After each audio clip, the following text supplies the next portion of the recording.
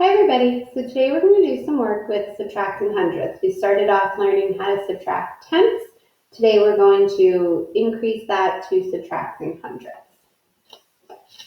So I'm starting off with a model right here just to show you how I could take a problem like this, rewrite it in this format, and then just do the subtraction. This would be the most straightforward type of problem because there's no regrouping, and I have the same number of places past my decimal point in both decimals.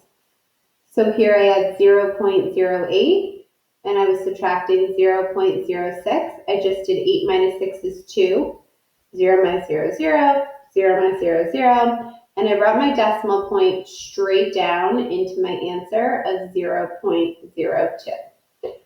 Now this problem gets a little bit trickier. I have one whole, and from that one whole, I am subtracting 6 hundredths.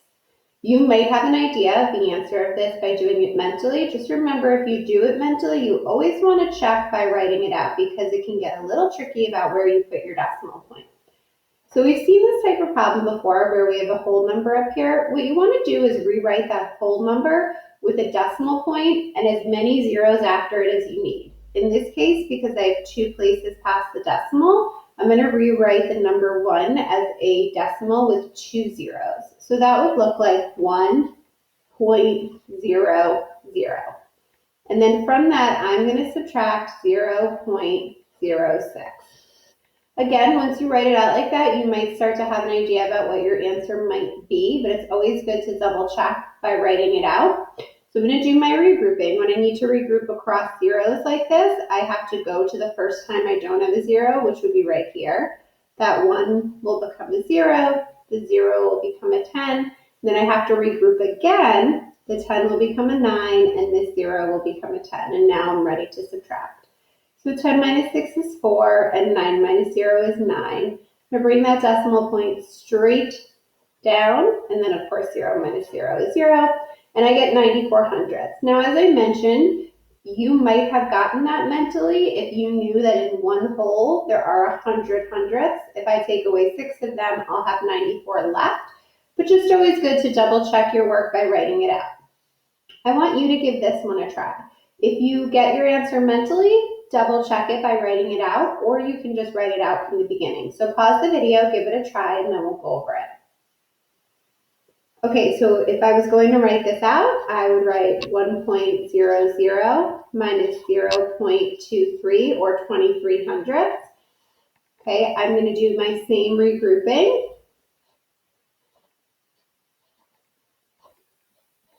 And I'm going to subtract. 10 minus 3 is 7, 9 minus 2 is also 7, 0 minus 0 is 0, and my decimal point comes straight down. You might have gotten that mentally too. You thought to yourself that 1 is 100 hundredths, and if I'm taking away 23 from 100, I'm going to get 77. This gets a little bit trickier because now instead of having a 1, we have a 3. So for this one, again, I am going to write it out. You might want to try it mentally and then see if you got the right answer. To write it out, I'm going to do the same thing where I write it as 3.00 minus 0.06. I'm going to do all my regrouping just like I did with the 1. So the 3 becomes a 2, the 0 becomes a 10, and then it becomes a 9, and this 0 becomes a 10, and then I'm ready to subtract. 10 minus 6 is 4, 9 minus 0 is 9. The decimal point is going to come straight down, and 2 minus 0 is 2. So I end up with 2.94. Okay? We're now going to move on to some other types of problems where it's not necessarily a whole number as your first number. So here I do have 2 decimals, but I notice right away that in this first decimal, I'm only going 1 place past the decimal point. And in my second decimal, I go 2 places past. So the way that I deal with that, and a good strategy to deal with that is to add a 0 to this so that I can be sure everything is lined up properly. So when I go to write out my problem, I'm just going to add a 0 to 3.2. And then I'm going to fill in my second number. I'm always making sure my decimal points are lined up perfectly. And now I'm ready to subtract. So I do have to do some regrouping here because 0 minus 6 doesn't work like that. So I'm going to take 1 away from the 2, and I'll be left with a 1, and the 0 becomes a 10. So 10 minus 6 is 4, 1 minus nothing is 1, 3 minus nothing is 3, and my decimal point comes straight down. So I end up with 3.14. I would like you to try this one on your own. So pause the video and give it a shot. Okay, so this problem does not require us to add any zeros because as you can see, I have 2 places past the decimal point here and 2 places here. So I can just write out my problem as is. So 3.24 minus 0.06. I will have to do a little regrouping because I can't do 4 minus 6. So my 2 becomes a 1 and my 4 becomes a 14, and now I'm ready to subtract. So 14 minus 6, I get 8. 1 minus nothing, I get 1. 3 minus nothing, I get 3, and I'm going to bring that decimal point straight down. So hopefully you also got 3.18. Okay. Let's try this one together. This is the same thing that we saw in a previous example where this problem only goes 1 place past the decimal and this goes 2. So I'm going to add a 0 to my top number. So instead of writing it as 4.2, I'm going to write it as 4.20. And then I'm going to write my second number underneath. I do need to do a little regrouping. My 2 becomes a 1, my 0 becomes a 10, and now I'm ready to subtract. So 10 minus 8 is 2, 1 minus 0 is 1, 4 minus 0 is 4, the decimal point comes straight down, and I end up with 4.12. Pause the video and give this one a try on your own.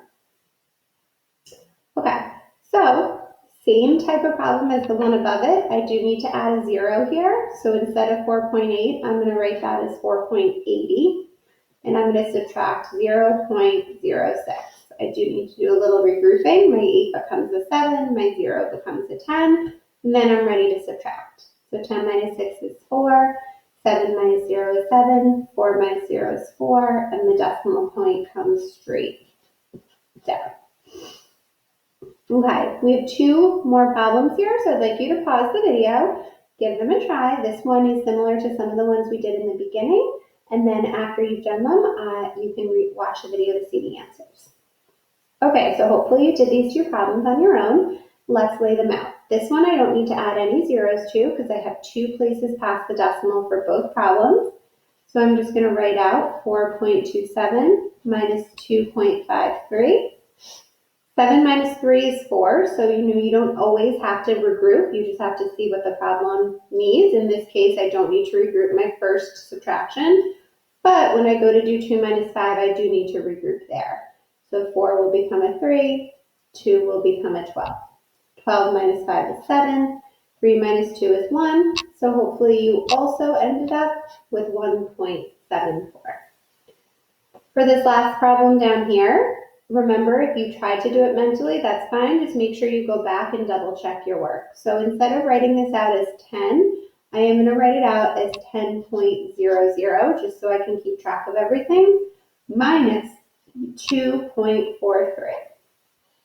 This is going to require a whole bunch of regrouping because I have a string of zeros. So I'm going to go all the way over to my 1. My 1 becomes a 0. My 0 becomes a 10. Then I'm going to regroup again. My 10 becomes a 9. My 0 becomes a 10. And then I'm going to regroup again. My 10 becomes a 9. My 0 becomes a 10. Now I'm ready to subtract. 10 minus 3 is 7. 9 minus 4 is 5. 9 minus 2 is 7. And then 0 minus nothing is 0, so I don't need to add anything there. And I'm going to bring my decimal straight down. So I end up with 7.57. Hopefully you did too. Okay, we have 3 remaining problems here, all different types. So I'm going to give you the time. I want you to pause the video, go try all 3 of these, and then come back and we'll go over these 3 for our final subtraction work. Okay, hopefully you're back with some answers. So this problem here, you hopefully notice that you have 2 places past the decimal here, but only 1 over here. So when I go to write this, I'm going to write it as 9.20, and I'm going to subtract 2.49. I do need to do a little bit of regrouping. So my 2 is going to become a 1, and my 0 is going to become a 10. 10 minus 9 is 1. I then need to regroup again. So my 9 is going to become an 8, and my 1 is going to become an 11. That's one of the most common mistakes with regrouping. People make that 1 into a 10. So make sure you know 0 becomes 10, but 1 becomes 11 because you're adding 10 to what you already have. 11 minus 4 is 7, and 8 minus 2 is 6, and that decimal comes straight down. This one I don't need to add any zeros to, so I can write it out as is. 6.02 minus 2.49, but I do need to do some regrouping. When I look next to the 2, it's a 0, so I need to go 2 places to get something to regroup. So the 6's become a 5, and the 0 will become a 10. And then the 10 will become a 9, and the 2 will become a 12. And now I'm ready to subtract. So 12 minus 9 is 3, 9 minus 4 is 5, and 5 minus 2 is also 3. And I'm going to bring my decimal point straight down. So I got 3.53. For this last problem, hopefully you notice that you do need to add a 0 here because we only have 1 place past the decimal point. Over here I have 2 places past the decimal point. So instead of 4.5, I'm going to write this as 4.50, and then I'm going to subtract 3.55 from that. I do need to do a little regrouping here. So my 5 will become a 4, my 0 will become a 10. I'm ready to subtract. So 10 minus 5 is 5. Can't do 4 minus 5, so I'll need to regroup again. My 4 will become a 3, and this 4 will become a 14. 14 minus 5 is 9. 3 minus 3 is 0. My decimal comes straight down for an answer of 0.95. Okay? So, your independent work for today. You're going to do page 56 and 58 in your math workbook. There is an optional page here. You don't have to do it, but if you're looking for some extra practice with this work, you can also do page 59. So 56 and 58 are required. 59 is optional for extra practice. Good luck.